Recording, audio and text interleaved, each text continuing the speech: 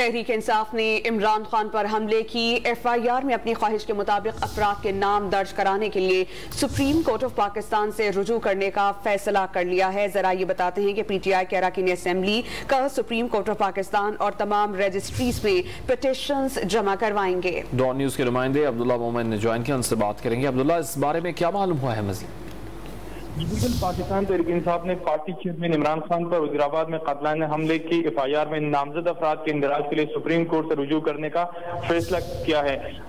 Supreme court में petition जो है वो पीर के रोज दायर की जाएगी। पिटीशन में वज़ीर-ए-आज़म शहबाज शरीफ, वज़ीर दाखिला राना सनाउल्लाह और एक सरकारी महकमे के अफसर के खिलाफ जो है ये पिटीशन दायर की जाएगी, जिसमें ये कहा जाएगा कि इनके नाम जो है FIR में दाखिल किए दर्ज किए जाए। इस्लामाबाद से ताल्लुक रखने वाले अरकान कौमी असेंबली व तलाह टीम के अफराद सुप्रीम कोर्ट जाएगी। हमारे जराये ने बताया रिट पिटीशन तमाम सूबों में मौजूद सुप्रीम कोर्ट रजिस्ट्री में भी जमा करवाई जाएगी। जराये के मुताबिक हर सूबे से ताल्लुक रखने वाले MNAs को मुतल्लिका सूबे की सुप्रीम कोर्ट रजिस्ट्री पर पहुंचने की हिदायत कर दी है।